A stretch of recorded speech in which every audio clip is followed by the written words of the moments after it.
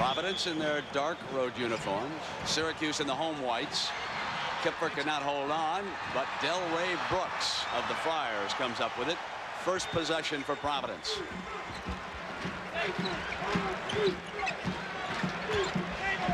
Kipfer. Good dish inside. Syracuse starts man-to-man. Here comes the press. And it knocked the ball back out of bounds. Providence will press full court every time that they score. It's relentless. Pop Lewis 3 was an air ball. Here's Monroe. He's the #2 shooting guard. He puts up a 3 and hits it. End of depth perception from that angle. That's the toughest shot out here because you look right up into the scoreboard. Jacek Duda. Here's David Kipfer, the Canadian, goes to the left hand. They pound away, and we've got the first foul underneath. Now that goes against Duda. Paul Galvin out of Fort Worth, Texas is the referee. Louis Grillo of Washington and Don Rutley out of Windermere, Florida are the other 2 officials on the floor. Comes that zone pressure. Good pass up to Trish. Monroe off a fake gets inside. Now Sherman Douglas brings it back and sets the table. And here you see the 2-3 matchup zone that Providence uses so well.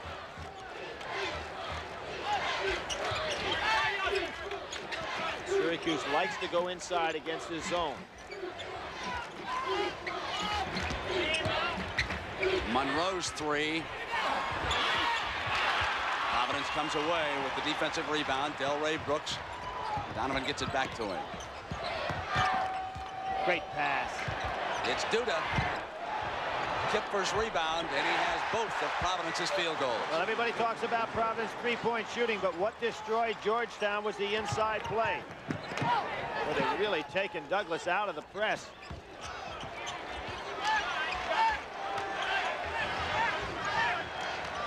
Patino on the sideline, barking defensive calls. Douglas to Cycley. Trish underneath. Set play for the lob that time to Ronnie Cycley. Douglas does that as well as anybody in the country. He goes off the drive and lays it up on the board. Donovan off. Coleman. Brent, we're looking for a game in the 90s here. Good pass. Cycley fouled. He'll come to the free throw line. You know, there was a day, Brent, when people were taught don't dribble against the zone. And against a matchup zone like this, when you've got a penetrator like Douglas, it's a great weapon. He just splits the zone and goes inside. Kipfer is assessed his first personal, and Patino substitutes for the first time. He may substitute up to 50 times in this game. Marty Conlon, the freshman from Bronxville, New York, a 6'10", checks in, and Steve Wright, 6'5", number 44, out of Syracuse. Keep an eye on Steve Wright. He had a big game at Syracuse, 15 points and 14 rebounds. And he's played extremely well in the tournament.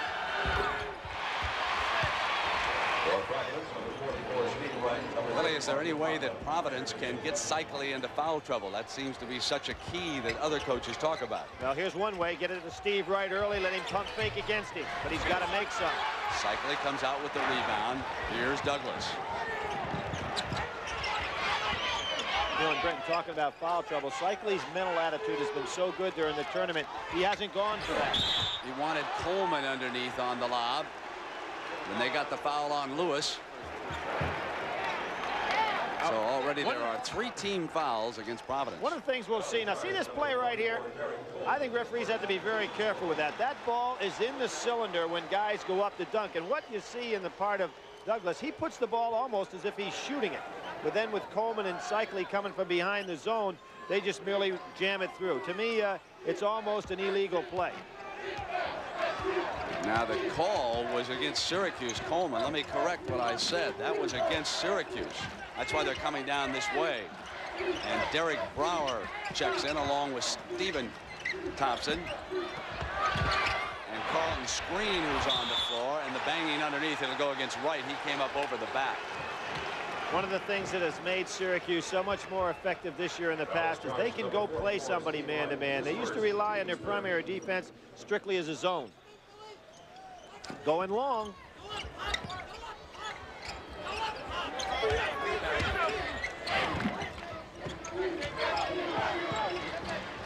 Quickly to Douglas. Off Brower's hands, but it was hit by Providence. That was a good job by Billy Donovan. As a great playmaker that he is, he also can anticipate on a defensive basis to go and be in the line of the pass. Broke that one up nicely.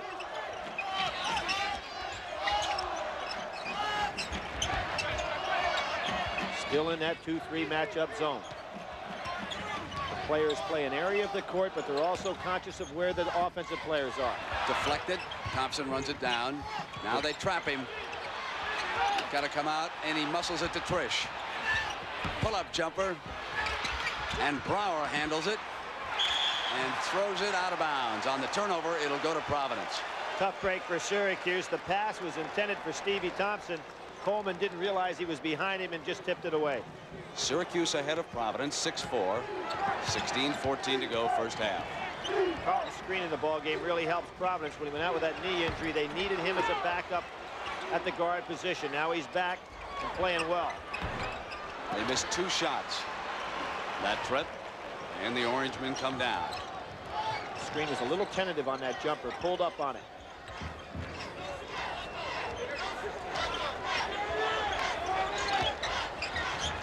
Douglas, right rebound. Douglas slows up Donovan, but he gets around him. Here's Lewis with the 3. Brower trying to run it down, was able to save it. It's the 3rd pass I've seen thrown between somebody's legs today. So Cycli getting an early rest in this confrontation. Syracuse 2 of 6 offensively. Sherm Douglas at 6'1" can go in among the trees and get that shot off. He shoots it on the way up. That's why he's so quick with it. Providence is cold. They are only 2 of 11 here in the early minutes of this national semifinal.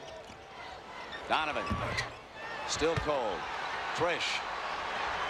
Brent, it looked like Donovan was looking for the pass as opposed to the shot there. Thompson and Douglas with that quickness. Good hands by Pop Lewis. His team is very well trained to go ahead and keep those hands moving all the time without committing a foul. Players are kind of exhausted here, Brent. A little mental fatigue early.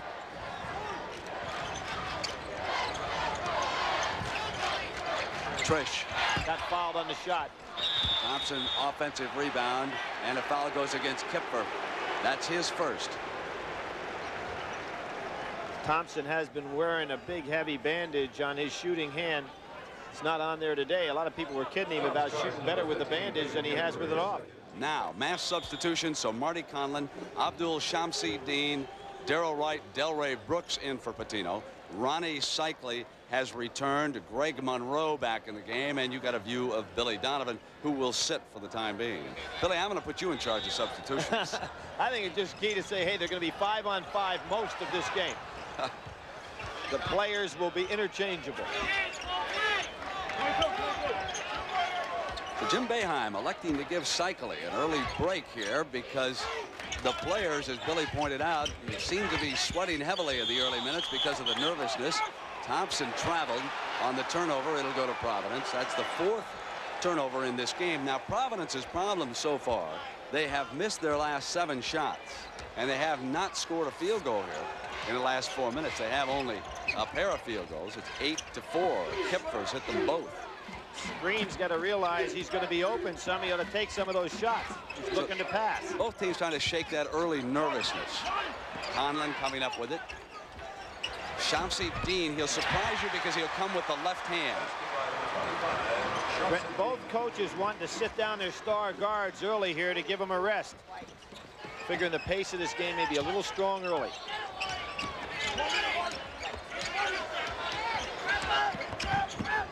Good double team.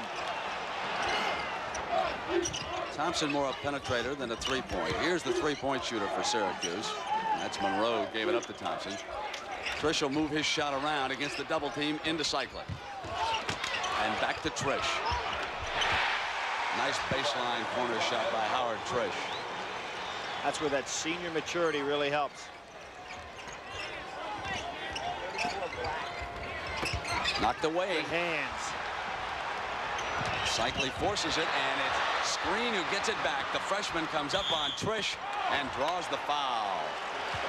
Jimmy Boeheim is going to get Douglas back in the game, and that's where it really hurts when they don't have him on the floor, because Monroe is really a second guard that's not used to bringing it up the court. That's why Screen took it away from him. Some of you may remember how Providence was beaten badly, really, by Georgetown in the Big East tournament final, and then eliminated Georgetown in the Southeast Regional title game recently, 88-73. Well, one of the big differences in that game is at the free throw line right now. Carlton Screen.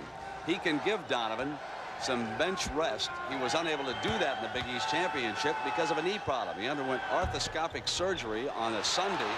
They put him in a swimming pool. He was swimming for 3 days, and he was back running and playing the following week. So arthroscopic surgery again works another miracle for an athlete.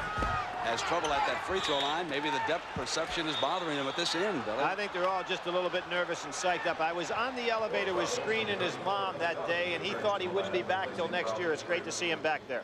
He'll take a break, and you got a glimpse of Donovan, who has returned here for Coach Rick Pitino. Donovan's got to be the key right now. Start hitting some shots, loosen things up. There's Syracuse in their patented 2-3 zone. Providence, the leading three-point shooting team, and that's the first one they have hit here today. It is Darrell Wright. They are 1 of 5 in shooting threes.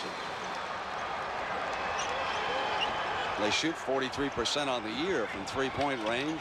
And Wright is a 46% three-point shooter. The lob to Coleman. But those two guys have it down to a science, Coleman and Douglas. Douglas can get closer to the hoop and use the lob better than anybody I've seen in the college game in some time. I'd agree with you there. He has it. He really has it down to a science. Syracuse goes back now to man-to-man. Very aggressive man-to-man defense. This is what turned around one of the games. Syracuse was trailing late, and Jim Boeheim came with the man-to-man. Those of you who follow Syracuse or Coach Jim Boeheim know that he features the zone defense. He knows an awful lot about it. But against Providence, to rally the Orangemen, he has used the man-to-man, and here it forces a turnover. Jimmy was at the Final Four as an assistant coach with Syracuse. Johnny Wooden's last year when he won the championship. Cycli finds the open man. Monroe's three. That's what the three-point play has done for college basketball. When you slough in and a man holds his ground and you throw opposite, it's a very big weapon. It's 15-9. We have 11:35 first half. The winner will play for the championship Monday night. Our start time Monday is 8 o'clock Eastern time. Donovan bangs in his first field goal of the game. Lead pass to Douglas. He's got Cycli on the left. Good job by Wright. He actually faked Douglas out by coming towards the ball. Delray Brooks. That's a 2. He was stepping on the line when he went in the air and pulled the trigger.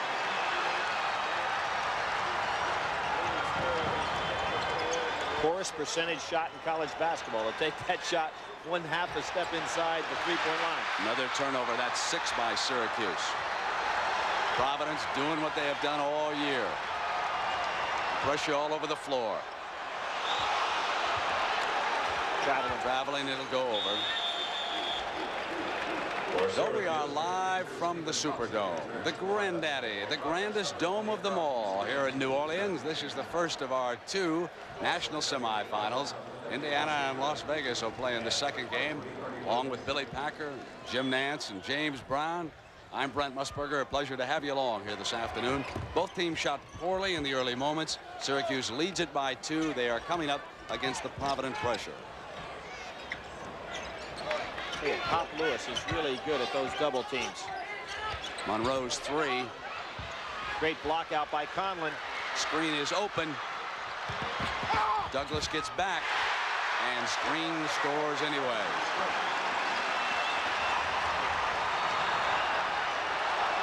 Double team's tough. Conlon coming there to help, and Donovan. Almost every time they get the double team, they got one big man and one small one. On the floor for Providence, Kipfer, Lewis, Donovan, Screen, and Duda. Jacek Duda has returned. Providence Providence has run off 6 straight to tie this game. Douglas gets it back for Syracuse. He's a gutty performer, not afraid to go in there against anybody.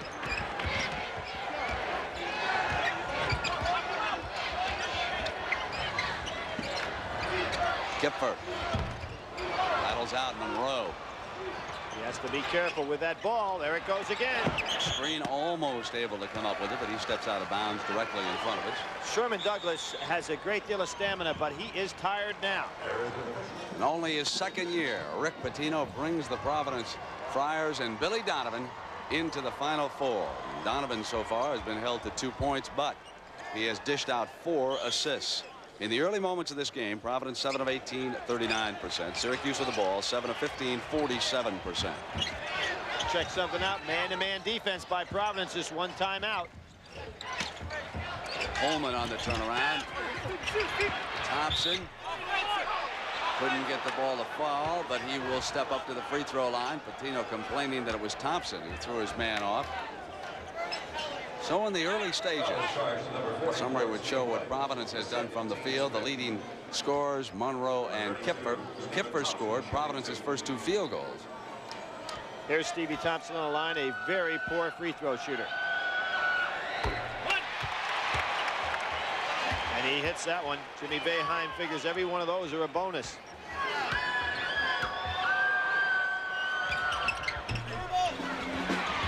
Coleman takes away the missed free throw. And they go back to the zone. Showed the man-to-man one time. Here's Cycli with that jump hook. Nice defense by Wright. Donovan in the middle. Wright gets it up high. Fine shot by Steve Wright. The Wrights, incidentally, are not related. Here comes that full court press. Good dish off. Cycli on the left. And Cycli will come back up to the free throw line. Now, what Monroe wanted to happen there was to get Wright to commit himself, but Wright really did a great job defensively. Now, we'll see this at the end of the press. Watch Wright as the safety man. He goes back into the hole right away. As he gets back there, he fakes, and then he tries to go ahead and get in the way of the passing lane. Did a good job defensively, and that's why Cycli didn't have the lob dunk.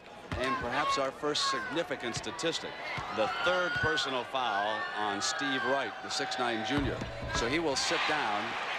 16 fouls on Providence at the 8:59 mark, and only 2 on Syracuse. Now, Syracuse normally not a good free throw shooting team.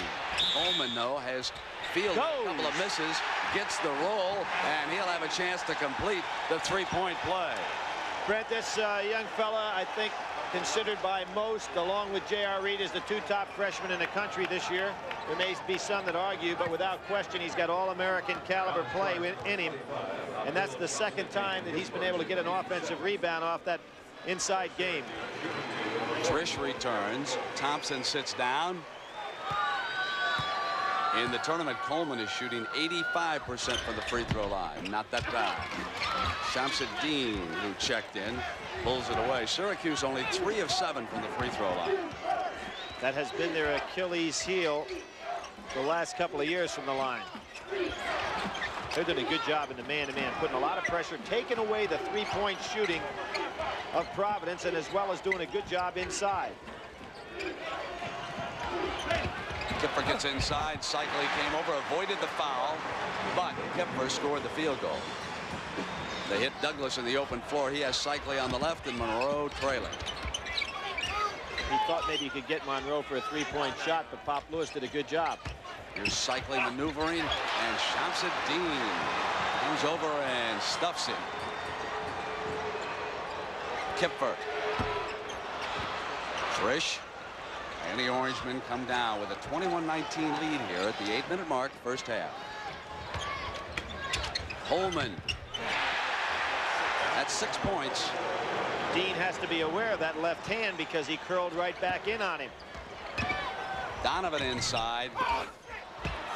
Shamsuddin, and Coleman comes away.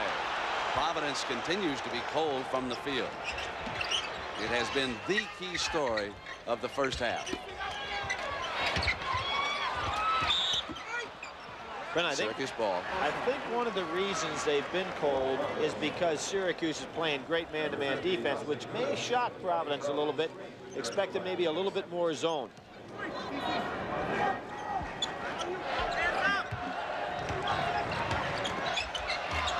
got to keep going into Cycli. He's got Duda on his back.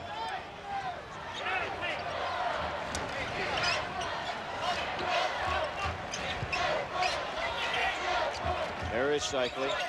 Things will happen if they'll get it inside to him.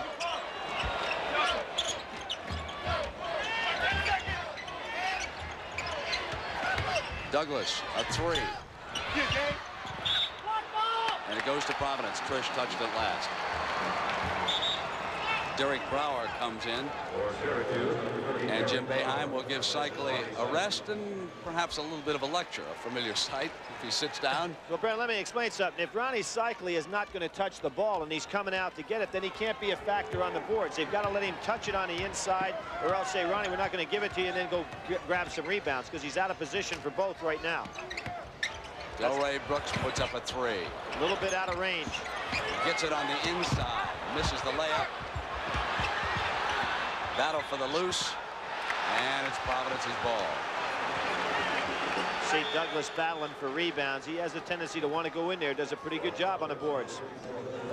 Donovan and Wright returning. That's Darrell Wright, number 41. You know, when you figure all the assists and the outside play on the part of Douglas, he's averaging almost 2.5 rebounds a game. Moves the zone out of bounds. They go back to their 2-3. Nice pass. There's Wright and Coleman rebounding with that long reach. Grabbed the ball, pulled it in for Syracuse. 23-19. 6:20 to go here in the first half. So Providence, which featured the three-point play, continues to be cold from outside. I think that was that arm span discrepancy that Dale Brown talks about in regard to Coleman. They list him 6'10", but he does have those arms of a 7-footer. Nice fake. The alley-oop, and Coleman's there underneath. That's no basket. I don't care what the referees call it. You can't throw that ball up in the cylinder and let a man catch it.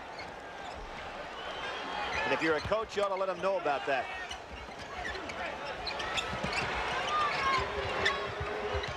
Brooks off the fake. Bangs one in. He has 4 points here in the first half. They get it back. The 3 from Brooks not there, and Coleman yanks away another big rebound. So the freshman doing a senior's job on the glass here for Boeheim so far. Boeheim's able to rest Cycli and keep him out of foul trouble in this one. The Rich Pitino, he already has right over there with 3 on him. Off the glass. And contact underneath. They cut Coleman off that time as he came inside. Brent, here's what I'm talking about. Now watch this pass go up on the glass.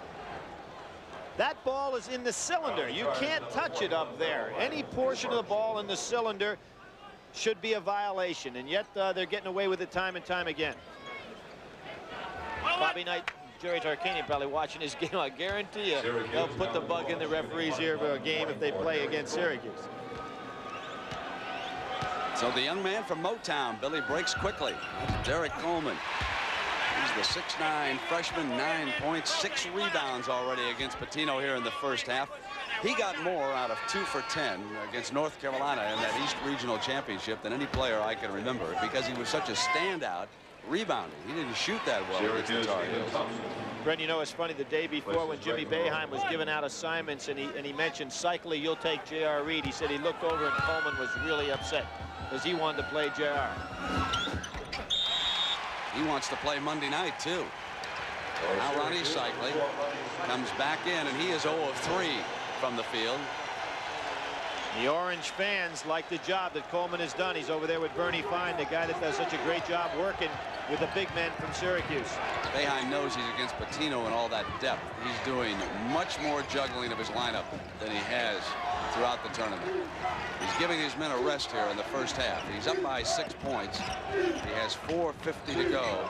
And Billy, the kid, cannot get untracked here against Sherman Douglas. Well, you know that power play we demonstrated. I think that's something that Providence is going to have to go to shake Donovan loose. There he is getting inside Douglas with a fine move. Couldn't get the shot to fall.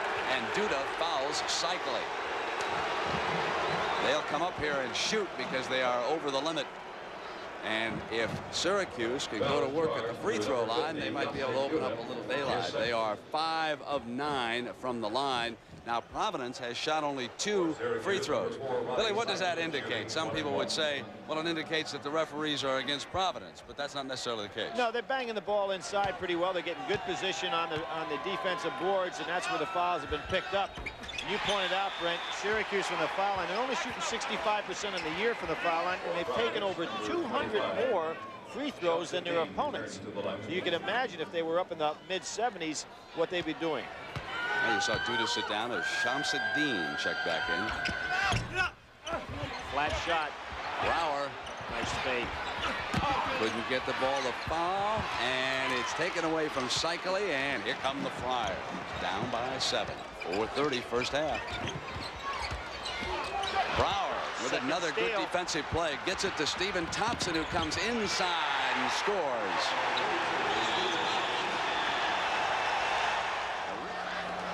I think they experience what love is all about because we give a great deal of love. I'm not a coach, and our players are not players afraid to tell our guys how much we care for them, and they give the care and love right back. The other thing I'd like them to take with a mentally tough situation, that it's real easy to be on cloud 9 when things are going your way. But when your job is not going well and the boss is getting on you, you're mentally tough enough to override that and go on the next day. So Rick Pitino and the Providence Friars, who find themselves behind in this semifinal. That personal foul was on Thompson, his first, Syracuse's third, and screen. Although the freshman comes up to the line. Jitters continue to be a problem, in your opinion here, Billy? Well, I was really surprised to see Rick Pitino call a timeout and then go to the freshman with a shot that really wasn't very well conceived, although he got away with getting fouled on the play. I thought they'd set up something specifically for Donovan. That press is still there. 10-second call coming close. Had to be awful close to 10. There's that lob. Thompson getting up on it. Thompson, a great leaper inside. He's having a good ball game. Out of Crenshaw High School in Los Angeles. And remember, on that 10-second backcourt violation, the clock doesn't stop the 10-second until the ball touches somebody in the front court. Lewis. Loose on the floor. And finally, they signal that they will go to the possession arrow, and that belongs to Syracuse. Good job by Ronnie Cycli. He's not having a big offensive day, but you like to see a big man hustle and go down on the floor for the ball. Syracuse has built a 10-point lead here on Providence, but remember that twice this year, Providence built leads and Syracuse had to come from behind. Well, not here this afternoon. Syracuse has broken out quickly. And remember, Brent, Syracuse has done a great job cutting off the three-point play, and that's where Providence can come back, much as people who watch UNLV coming back against Iowa. Nice dribbling by Trish. Jimmy Boeheim getting a big game out of Stevie Thompson. A lot of quality minutes here. And he has used Brower for quite a few minutes. Here's the defensive change now. Man-to-man by Donovan.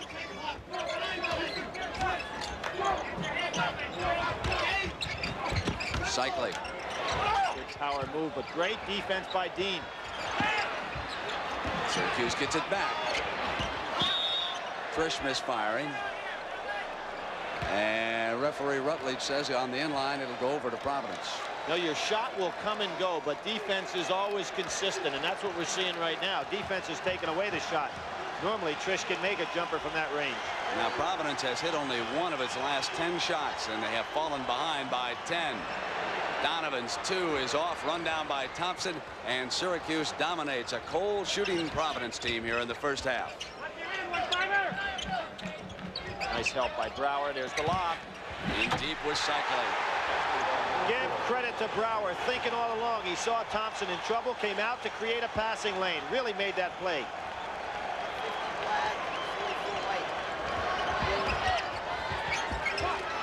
Trish right there with Lewis. They give Kipfer the outside shot, and it falls. It was a 2-point shot for Kipfer. 8 points here in the first half. Kipfer was a star football player as opposed to basketball in high school, but doing a nice job here. Douglas loses it. Donovan can't run it down. Douglas gets it back in Cycli. Travels.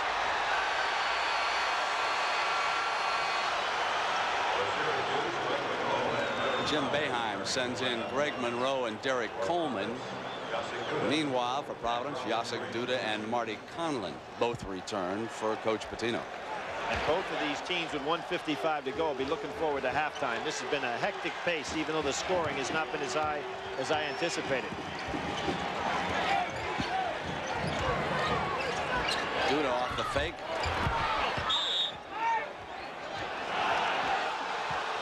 Duda has limited talent, physical skills, but you see he's been well drilled inside with those post-play moves.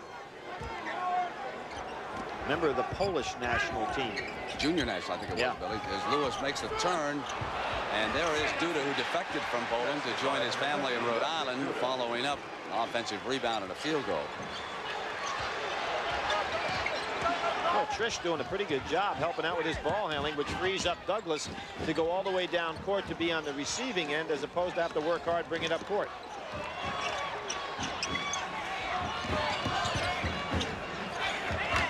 Those 6:30 a.m. practices have made Providence, the club, in some pretty good physical shape. Push off. Hammered. Duda came up in him. Cycli got away with a push-off on that play, put Conlon right under the basket. Well, the second one will match a couple of heavyweights, won't it? Jerry Tarkanian and UNLV against Bob Knight in Indiana. That's our second national semifinal. The Final Four unfolding here in New Orleans, and the winners will meet Monday night to decide it. And speaking of Bob Knight, Delray Brooks, who originally attended Indiana and then transferred to Providence, returns. Knight wrote him a note last fall and wished him well. Bob says he's one of the nicest young men you'd ever want to have around your program, but he just didn't fit in with what we were attempting to do. Delray realized it, and so he opted to transfer to Providence, and he has been sensational this year for Coach Pitino. Lost a lot of weight, really committed himself. Doesn't have a lot of great quickness, but fits in very well with this program. Being at the right place at the right time now, as opposed to what was his case at Indiana. There was a version of the power play we talked about. Donovan was looking for the three, and they defended it well, but Lewis gets one off, and it is not there. They're just not shooting well. The freshman Conlon commits an offensive foul. It goes over to Syracuse. Syracuse leads by 10 points, 36-26. They have been the more impressive of the two teams here in the first half. I think, Billy, the score pretty much reflects the difference between these two teams. The Friars haven't shot well. I would agree. You know, a lot of people said, hey, when they finally get to the Final Four, you'll see the three-point play go away with a little bit of tough defense and pressure on the shot. That certainly has been the case for Providence so far. Jimmy Boeheim has really changed things up with his tough man-to-man, and I think has thrown Providence way off stride. Looking for 1 3-second different on the shot clock and the game clock. They will have to shoot the ball.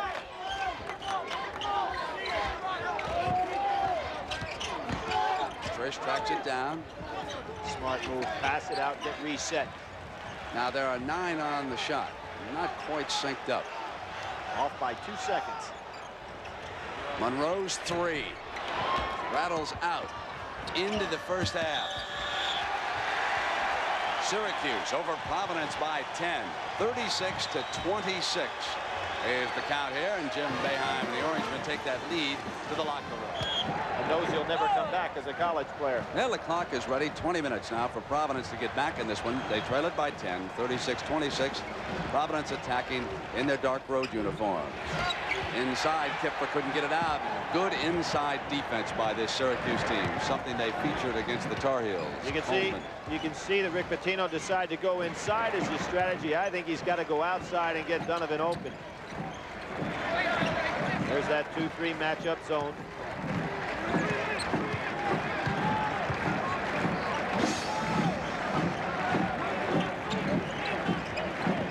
Lewis leaning on Coleman. Comes across, and they go to Cycli on the turnaround. Good patience by Syracuse, not to force anything. There's the screen by Duda. Donovan's three on the money. His first three of the game. There's the solid screen, gets Donovan open. Took Douglas right out of the defense. And that defensive pressure, which can trigger a run. When you can shoot the threes, you can blaze away on a run. Trish Missing, but the little man underneath. Sherman Douglas with an offensive rebound and a field goal. Brent, the most underrated guard in the country. Probably this year has played better than any point guard in America. Lewis misses the three. Now he's 0 for 7. Run down by your man Douglas, and he brings it up here for the Orange. It was supposed to be a big hole for Syracuse when the Pearl Washington moved on. But I'm not so sure Douglas isn't a better player right now. This is what's tough for Providence. Now, they're not a good man-to-man half-court team. So Syracuse can use some clock and try to pick them apart. Go inside and then back out. Coleman on the turnaround due to rebounding for the Friars. He went inside with that quick step and missed Monroe off the Donovan. Hey, that was field goal. That was a playground play by Douglas, but he pushed Donovan down on the hip that time as he was up in the air. Subtle play. This guy is street smart. Knocked away. Douglas runs it down. Good push off. Monroe goes inside to Cycli, but the Friars were ready defensively. Brooks comes away, and he's fouled by Douglas. That's his first personal foul. Syracuse committed only 3 fouls in the first half, and would you believe it? None on Cycli. Now here's a young man who fouled out of 19 games as a freshman and a sophomore, and he played the first half of his initial Final Four appearance without a single foul, as Steve Wright checks in, and he'll be challenging Cycli underneath. Wright had 3 fouls in that first half, so was not very effective. Kipfer, and Coleman was there again defensively. Across to Monroe, who will shoot the 3. Great cross-court skip pass by Syracuse, and Monroe knows how to post up over there in that 3-point range. Straight man-to-man by Syracuse. They've used it the whole game except in out-of-bounds situations. Right, but no, he traveled before he pulled the trigger. Well, at the conclusion of this Final Four game, Billy and I will select a Chevrolet Most Valuable Player of the game from each team, and Chevrolet will donate a $1,000 scholarship to the General Scholarship Fund of both Providence and Syracuse. That's Darrell Wright, 41, who is back in. Marty Conlon, 30. The freshman out of Bronxville also checks in for Providence. Well, Patino's showing confidence in that bench. Syracuse bench played a great first half, I thought, too. Brower was excellent in there.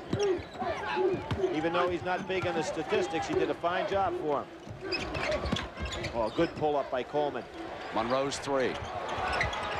Trish hits it. Providence ball. At the 16:42 mark, it's 43-29. It'll be uphill against Jim Boeheim for this Providence team. Billy, the more you see the Syracuse team, the more you have to respect them. They play awfully well as a group. There's a rub-off for Donovan. Just not letting him get any shots off outside. Right not there defensively. Here comes Monroe. They come out of the pack. They say it's tough to beat a team 3 times, but this Syracuse club we're seeing today is a lot better club than Providence saw earlier in the year. Cycli cold this afternoon. That may be the biggest negative. He's 2 of 7. Steal by Coleman, who's over the place, and then Conlon fouls him, and Coleman gives him a dirty look, and immediately the referee steps in. Now let's see if they're going to call that 2. Let's see if they're going to call this 2. About as deliberate as you can find. Yeah, I mean, that's got to be a 2-shot foul. Coleman says, hey, man, you can't do that to me. It's intentional. Got to be 2. He missed the field where the Fridge scored his touchdown in the Super Bowl. Didn't Perry get one down here? Is that right? He did, yeah. Kipfer checks back in. Well, I hope the Fridge is watching his weight. Yeah, he needs to shed a few pounds like several of these Providence players. They should send him out to work out with Rick Pitino's basketball team for a while. As an example, Donovan, that was what made him. He lost about 25 pounds over the course of the summer. It's amazing in regard to that kid. He only averaged 12 minutes a game as a sophomore, 3.2 points per game. What a turnaround. Boy, they have rebounded well on missed free throws. That's Trish. Now, one of the reasons you're seeing that is the rims are very hard here in the Superdome, and the ball comes out a little bit further than it normally would in many arenas.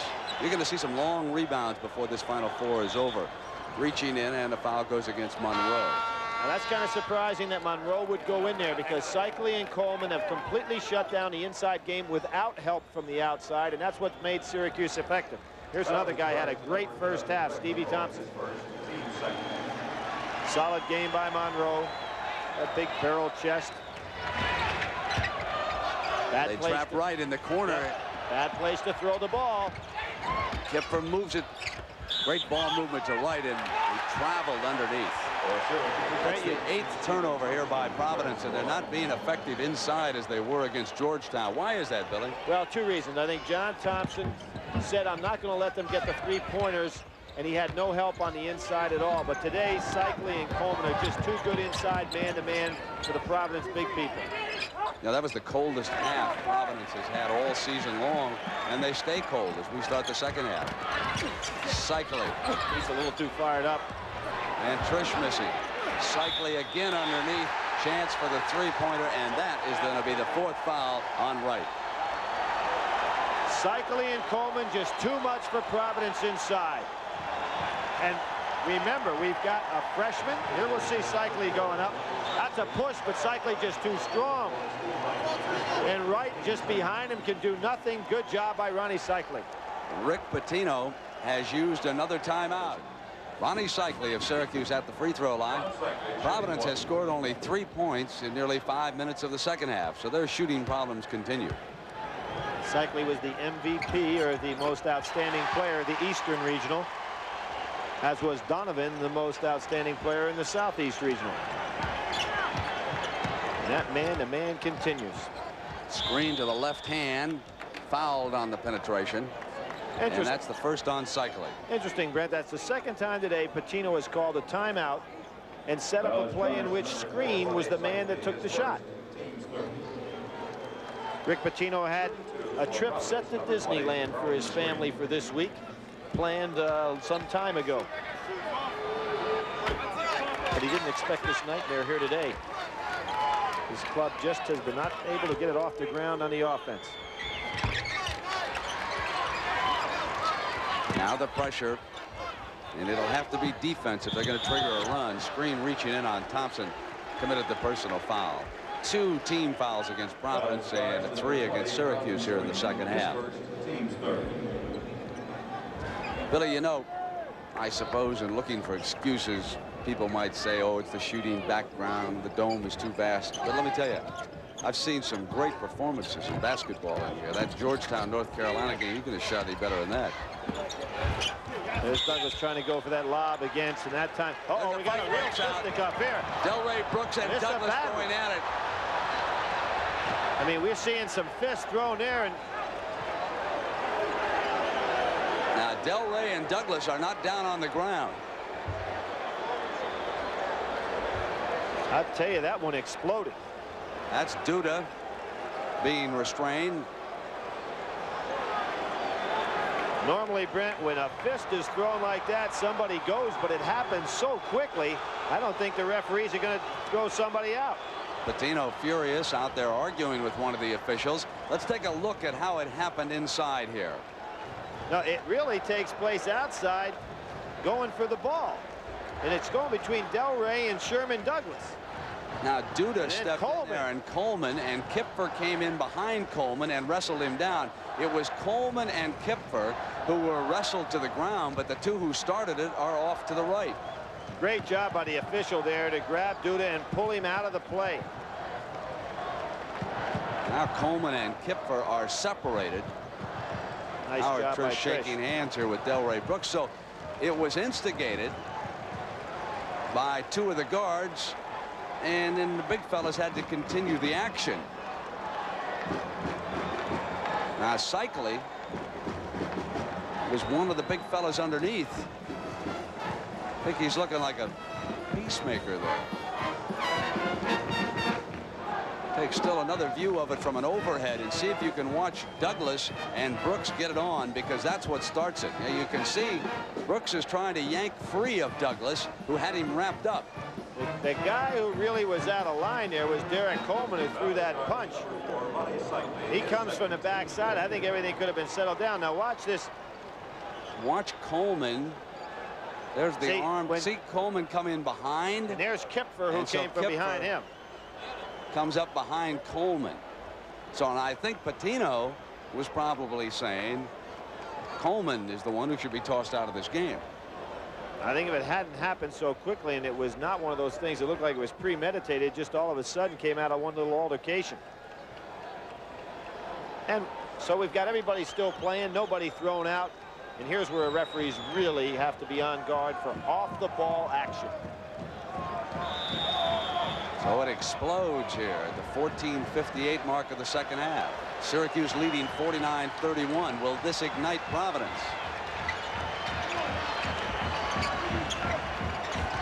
Duda and Cycli fouled him, and quickly Ronnie Cycli picks up 2 fouls. And Derek Brower will check in for Boeheim.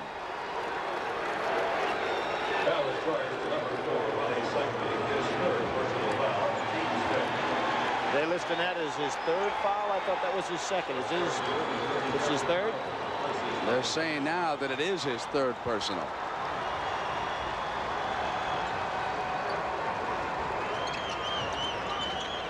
Remember, the 3-point play has not been a factor yet.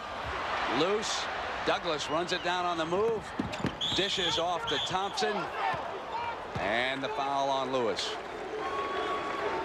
You know, it's really great to go down on a 2-on-1 break if you're Sherm Douglas and know you have a Stevie Thompson who can catch the ball well on the break and then has that great leaping ability to be able to go up inside against anybody and get the shot off. It's a good finisher on the break. Trish was fouled. Delray Brooks committed the personal. You can see the officials are not letting any hand checking take place here at all. Trying to get this game under control in a hurry. Dispersed team Smith. Hands off now, both ways.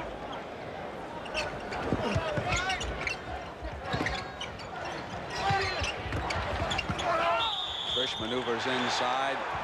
Good Offensive foul. Good call. Paul Galvin's got Trish for offense. And now Douglas may have picked up a technical. They may have whistled a technical on Sherman Douglas coming out of there. He said something to Galvin, and they've called the tee. Not a wise move. And here's Trish. He actually made up his mind to go inside regardless of what the defense was doing. A good job by Duda to hold his ground. Without question, a good call by the official.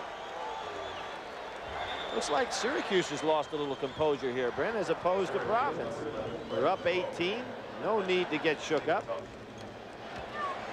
Donovan will shoot the technical. He is at the line. Benny Donovan, 1 shot.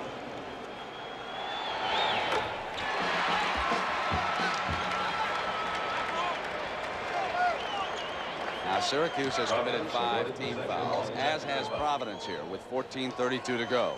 You know, I watched the original drill in the practice the other day for Syracuse, and what it was is working hard to prevent the 3-point shot. And it really is paying off today. They're going to have to figure out a way to get Donovan open to shoot some. Screens 3. There it goes. First one of the day. Some hand checking on Douglas. He breaks free. Going nowhere. Another charge. They lost their cool. Jimmy Boeheim may have to call a timeout here, Brent, just to get his club calmed down. Douglas is letting his head get away with it. Well, Ronnie Cycli and Stephen Thompson will check in. And Douglas sits down. And Coach Boeheim calming him down over there on the bench. A little bit out of control here in the last couple of minutes. Donovan wanted Duda out of bounds. So along with Billy Packer, I'm Brent Musburger here at the Superdome, and after this Providence-Syracuse game, it will be Indiana and UNLV. And the foul going against Providence. Reaching in was Lewis, his 2nd. Ronnie Cycli almost was frozen in cement there as that loose ball was on the floor. He was lucky to get himself fouled. Team 6. Yeah, real good move by Jimmy Boeheim to take Douglas out of the game, let him sit over there for a couple of minutes. Didn't waste the timeout, but he did get an opportunity to cool a man down. Now Syracuse has not scored since the fight. Providence has scored all 4 points here so far. Cycli ought to pick that ball up and look to pass to somebody. Smart move. Here's what's tough for Providence, Brent. They are a zone team. They're going to have to go at some point. But they switched to man-to-man. Go man-to-man to force some tempo here. Nice move by Rich Pitino.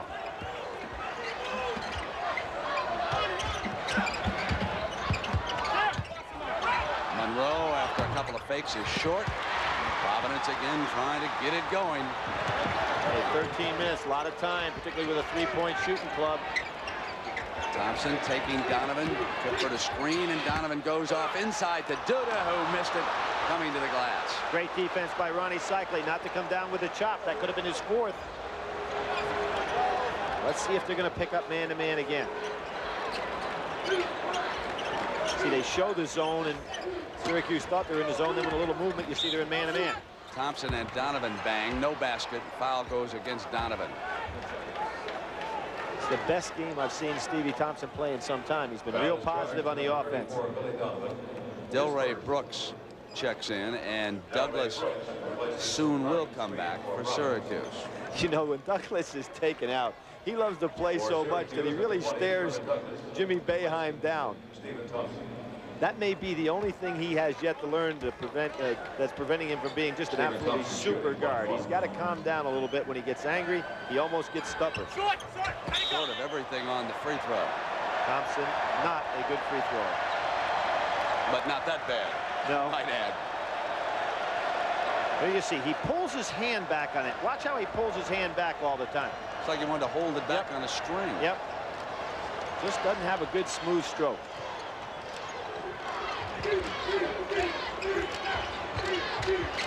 Here's the three from Lewis. He can't get it going, and Duda bangs into Douglas and commits his third.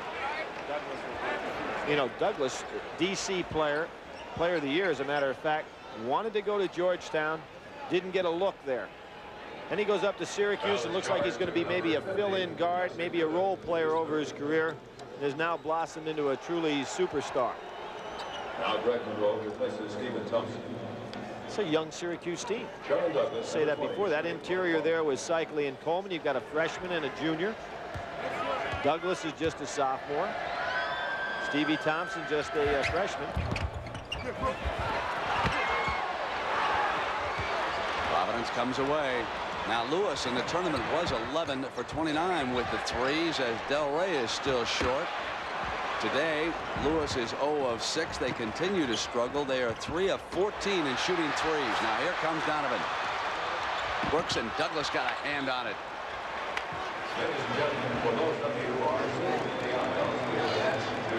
So if you joined us late, a summary of this Final Four game would look like this. Syracuse 42% of the field, and Providence continues to have difficulty with the threes. Ronnie Cycli of the Orangemen has scored 12 points here this afternoon. He has averaged better than 20. And finally, a three falls for Brooks. You know, Delray has been shooting that three a couple of steps too far. Good defense that time by Pop Lewis, and Jimmy Boeheim says that's enough. I'm taking the time. So really, Syracuse has not scored since that fight broke out. It was 49-31. Providence has scored 7 points since that incident. It may have ignited the fires a little bit. Nice ball fake. Beautiful running shot by Delray Brooks. 9 points for Brooks. Loose. Douglas banged down to the floor hard. And that's 15 turnovers for Syracuse in this game. And Providence closes to within 9 points. You remember what Pitino said before the game? We've got to score in order to get in our press. They've been scoring of late. That makes the press effective because they can always set up. This reminds you a little bit of the Iowa-Vegas game. Here comes the weave. On the turnover, Monroe busts out. Douglas is on his right. Nice feed, and there's a foul away from the ball. Big play here. Are they going to count the basket plus give 2 shots? This could be a 4-point play. He may say that the foul took place before the basket, which just means 2 shots for Monroe, but otherwise, let's see if he's going to count. Big call here. Great steal. You're going to see Donovan's going to foul Monroe, which is going to be a 2-shot foul right there. Yeah, he fouled before the basket. The basket should not count.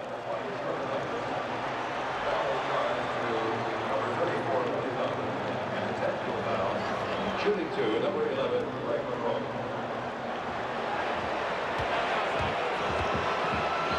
Now they're going to count that field goal up on the scoreboard. Brent, and this is how Patino reacted. I would agree with Patino on this one. The foul was committed before the shot was released. Therefore, that shot should not count. It's a 3-point play in total. It's 52-40 here at the 11:30 mark. Boy, Donovan sees the whole floor. Boy, he looks straight ahead and he can make a pass to anybody. He visualizes where all 4 teammates are. Out of range. 3 way off the mark, and Douglas comes out. Oh, what a move. Trish to Coleman. And Coleman fouled by Brooks. Did you see where Douglas pushed that ball all the way across court and went and chased it down?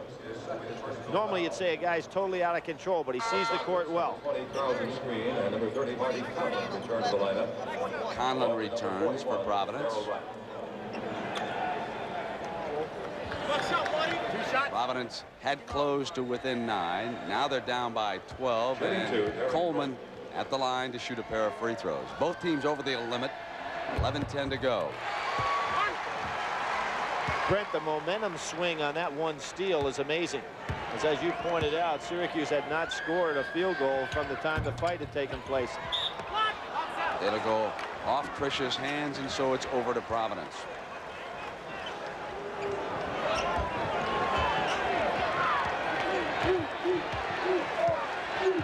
They still haven't run a lot of screens for Donovan. Really surprises me.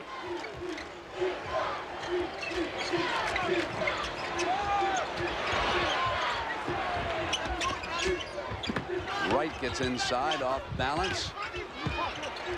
Screen comes away. Gets into Wright.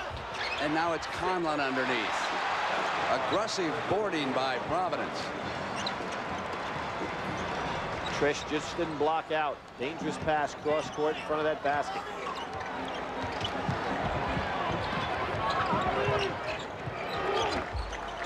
A lot of time left here, Billy. An 11-point lead and 10:23.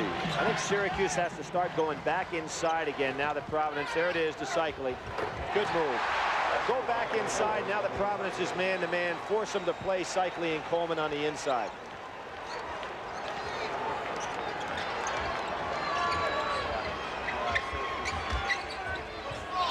Duda. And you can see likewise Syracuse are trying to get Cycli, get him out of there in foul trouble.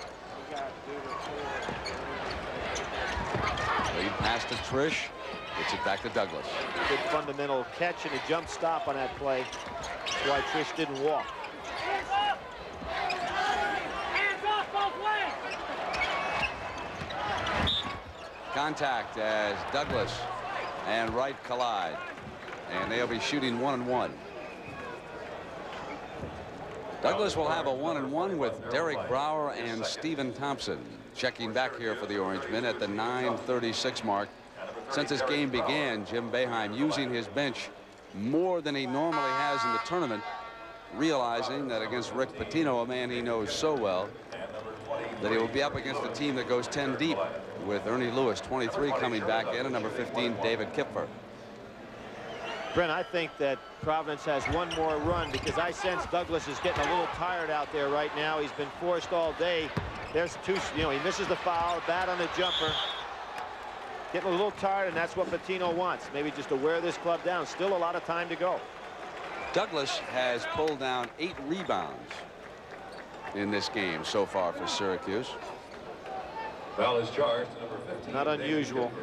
They said he's averaging almost 3 a game on the season. Just a tough kid. He can't believe he missed those 2. Look at him look up at that rim.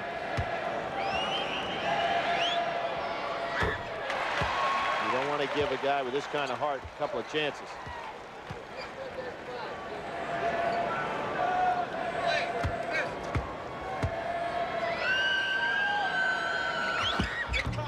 Off to the right end short.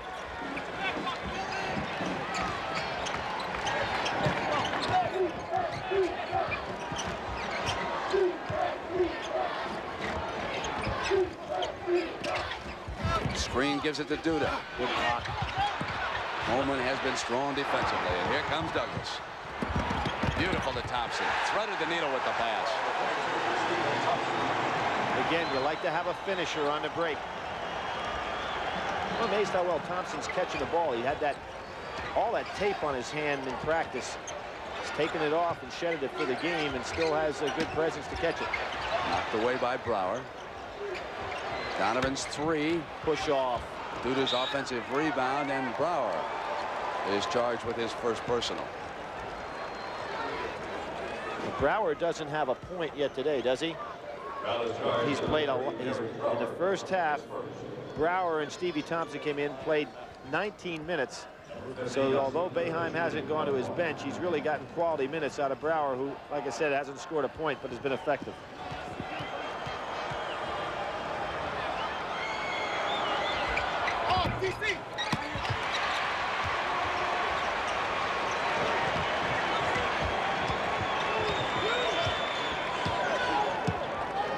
As Jimmy Boeheim told Douglas to pass and go through, he wants to see what the defense is. Don't think Douglas saw him.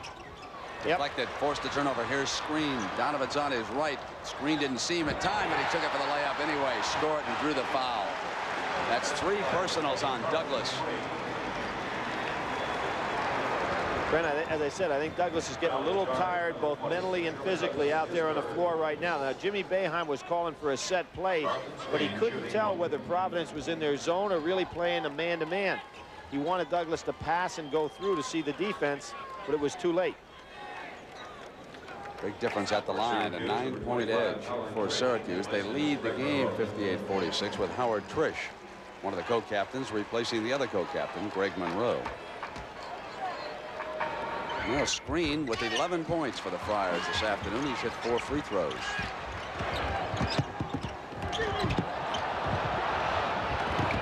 Good pass to Trish. And who gets the rebound? Underneath, and it's knocked away, and Friars will come out. Conlon's pass overlet his man and Trish, but there is a personal foul, and it's going to go against Coleman. The winner of this game Monday night at 8 Eastern time will play the winner of our upcoming contest between UNLV and Indiana. That's still ahead of us this afternoon. The Shark goes against the General. UNLV, Indiana next. For Providence, number 20, Carlton Screen, shooting 1-1.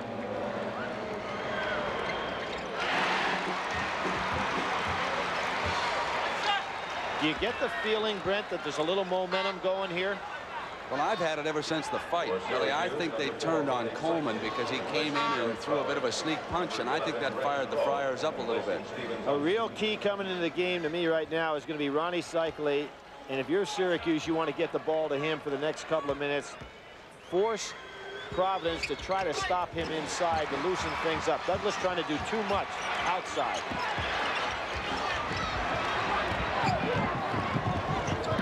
Here's Monroe.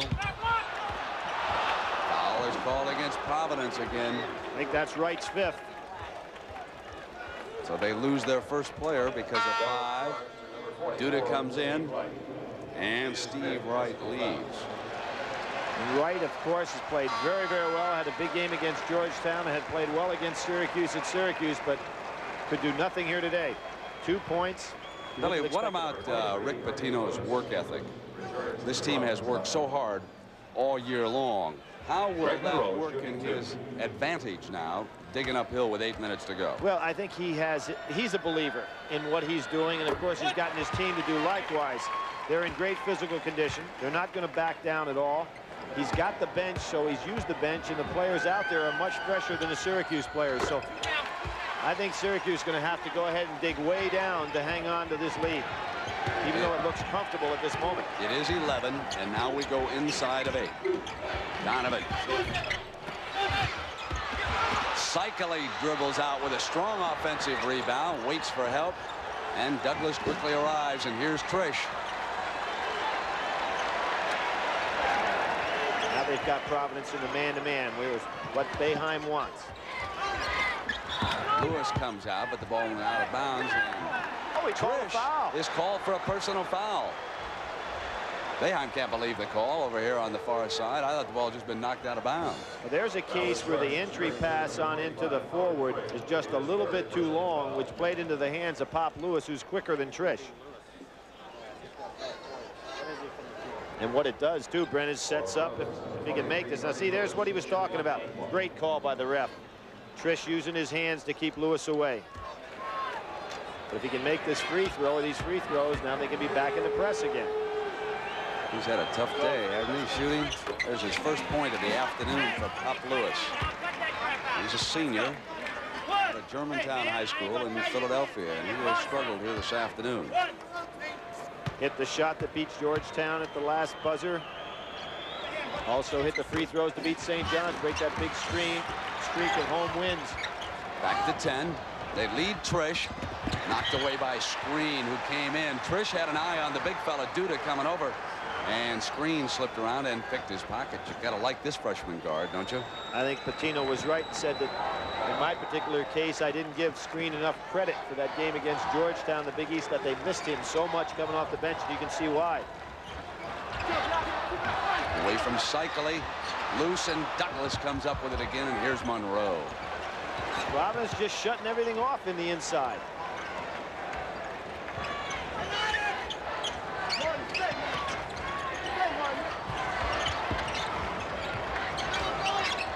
Keeping it outside. Screen had a hand on that one. Had a hand on Douglas's hand, I thought. No foul called. Now Douglas comes down with a switch off, and here's Cycli. Trish cleans up. If it goes, yes.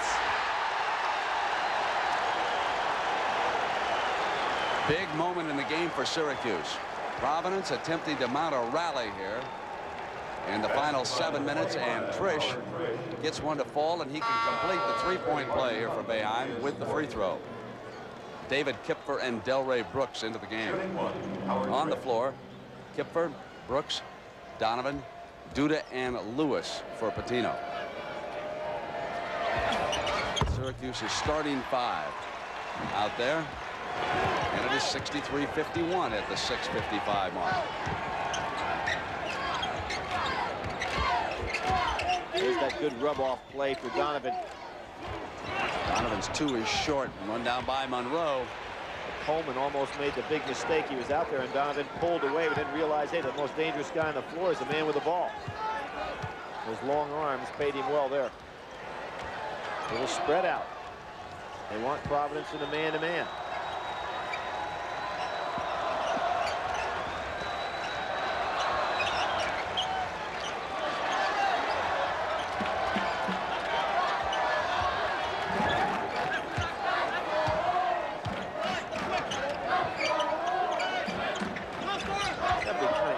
For Pitino, who was the assistant coach, to go up against the head man. Down to 6.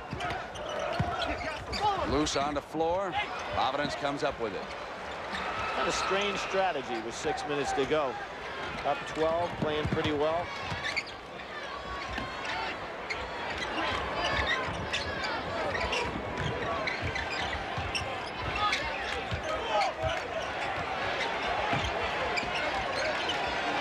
Donovan with the ball has struggled. He's only 2 of 11. Now Lewis swings inside. It's 1 for 9. Back to 10. 63-53, 5:26.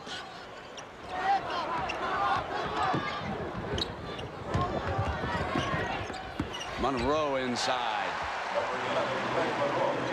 Great pass off the dribble by Douglas. That one had to break Pitino's back right there to give up an easy field goal. Lewis almost got a beautiful layup to fall. Now you have to believe that the Syracuse team is going to get a shot at a national championship. They've got one in hand here, no doubt about it. They have held off this burst by Providence. They've got it down toward the 4:40 mark, up 65-53. But with the clock, Brent, that ball was touched. Why is Coleman not going after it? Syracuse ball. Coleman thought if he touched it, it would be back Now, court. wait a minute. Paul Galvin came over. We may have a change on this call. Take a look at this, Billy. See, Kipfer got a little piece of that ball, which meant that it was a free for Coleman to go back and pick it up. He must have thought that it would have been back court. He fouls Kipfer. Now, Galvin came over and changed the call. The referee came in and changed this call, and the foul is going to go against Coleman. That's his third. Brent, think about the play there. If you're Coleman, even if the ball is backcourt, you should go over, run down, pick up the ball, because what can happen is you could trip and give Providence an easy play. So he really should have gone after the ball, not worried about what Kipfer was doing. Yep. Get up, baby. Makes no sense. He grabs the rebound anyway, huh?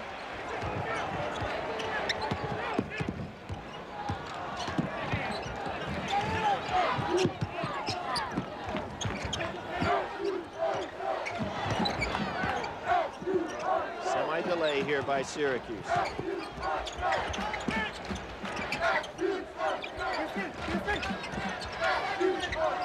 Exchanges. 5 seconds. Huh? Is that what they call it, or a timeout? Now we got a timeout. Oh, okay. Here, Billy Packer, 65-53, 4:13 to go. Providence will have to start using one of the weapons that they used all season, and that's the three-point play. Also, what they can think about is fouling, because Syracuse is not a good free throw shooting club. And there is a foul. Kipfer trying to go ahead and draw something on Douglas. Jimmy Boeheim's had a good game on the bench today as a coach. Seems he had his team well schooled in the fact of how he wanted to handle that three-point shot defensively.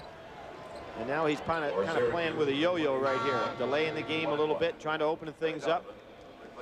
Isn't it fascinating how many head coaches dominate assistant coaches after they leave them? Think of all of those coaches that Bob Knight has turned out through the years. And when they come back to play Indiana, they can't beat it. Think about in football, Paul Brown, a great master of the Cleveland Browns, all those coaches that he turned out. They couldn't beat him in football. And now today, Boeheim apparently going to run his streak to 5-0 against Rick Pitino, who was his assistant coach for 2 years. It's just one of the great fascinations for me. Donovan getting inside, pulls the trigger. That's something they have not had here this afternoon. That's 8 for Donovan, who came in averaging better than 26 points. He was the leading scorer in the tournament until this afternoon. But Boeheim's defense, which featured the man-to-man here today, has shut him down. And now the Orangemen begin to move in closer toward a shot at a national championship. If you're wondering how big this dome is where we are, you folks in Syracuse at the Carrier Dome, you know how big that is? We can put several Carrier Domes inside the Superdome down here in New Orleans. Yeah, it's unusual for them to play before more people than they normally play at home, almost double. Monroe coming inside. Offensive foul is the call. Now, talking about crowds, Syracuse this year set an all-time home record. 657,160 people saw them play this year in that dome. That's amazing, isn't it? Great basketball city.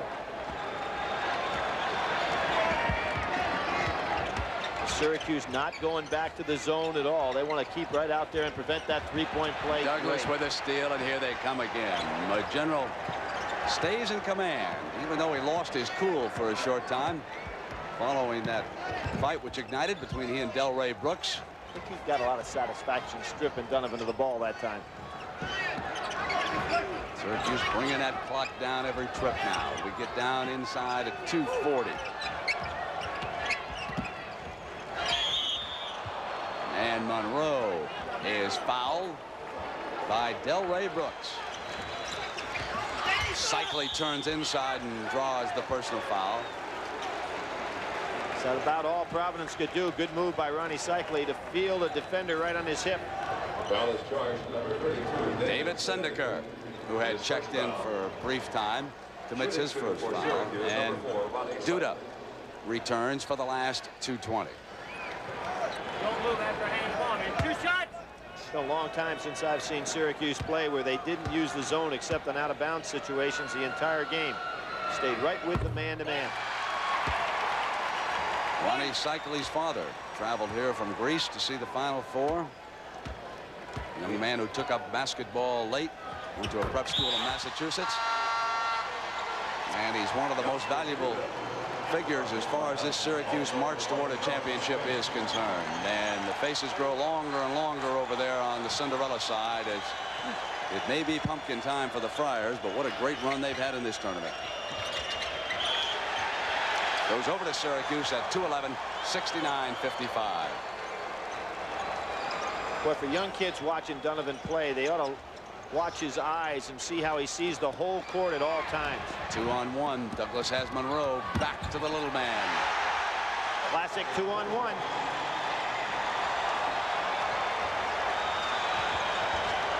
Got to go for threes here.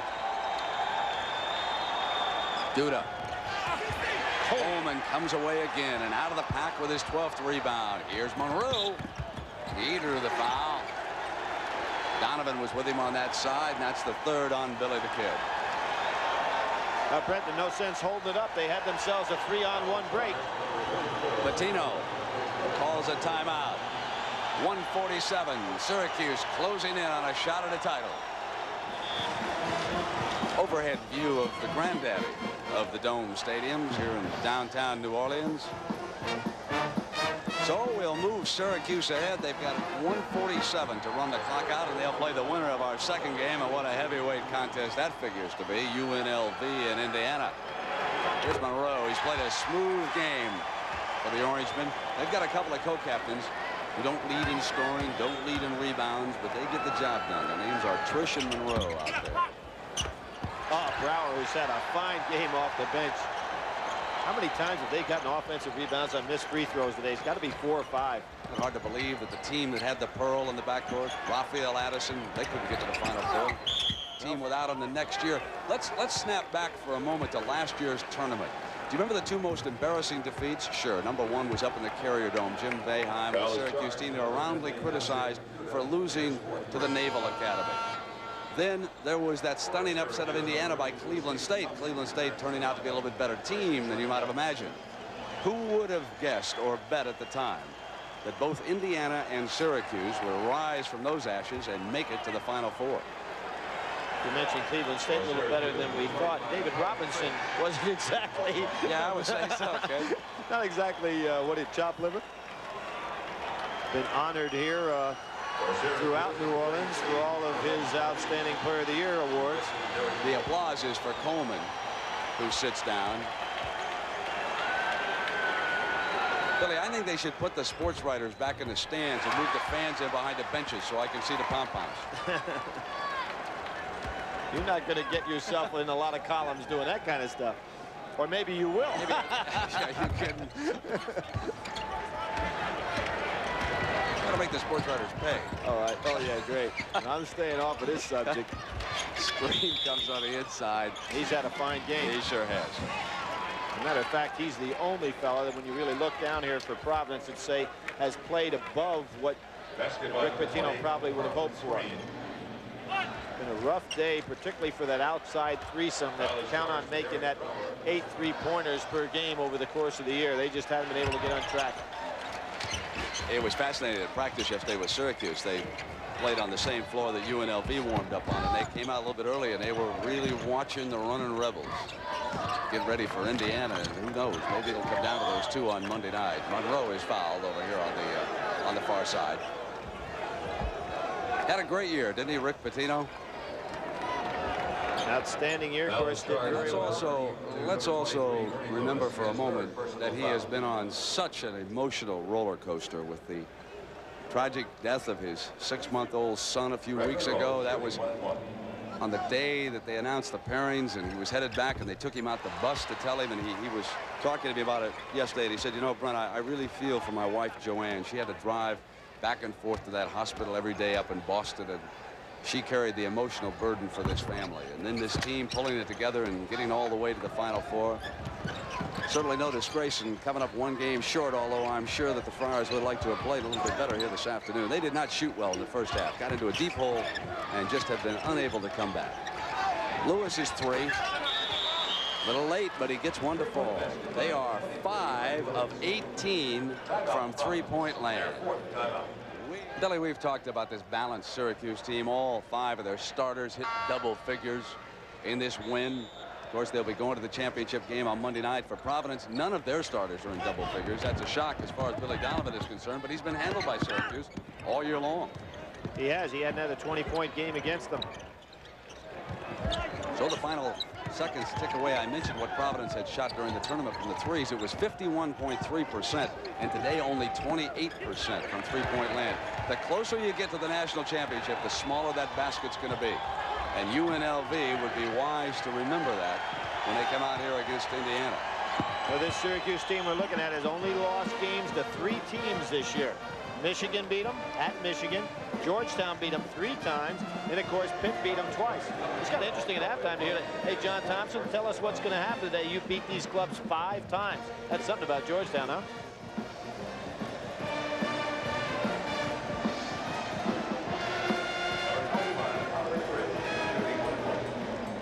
He's got time for one more lecture before this one's over. His ears are ringing. Well, you know, Ronnie Saiga said, I really sometimes get annoyed when he lectures me. But, you know, I think he's the only guy that Jimmy feels comfortable lecturing, because Douglas won't listen. You know, he goes away from him. Well, Cycling can talk back to him in English, Greek, French, Italian, Arabic. You pick the language. Cycling will talk to you. 3 from Lewis. Short. Screen. Does a little tap That's a 2. dance. He was on the line. Boy, he's played well coming off the bench. He's got a fine future. That's 18 points. Well, you know, Providence has been the school of guards. I wonder if they haven't had more great guards than anybody. You start thinking about these. Ernie DiGregorio, who brought him here the last time in the Final Four. Jimmy Walker, Ray Flynn, who's now the mayor up in Boston. Johnny Egan, Vinnie Ernst, Lenny Wilkins. I mean, they have had some guards at the Friars School. Boeheim smiles. That's something for history. Look at him. He's smiling before this one's over.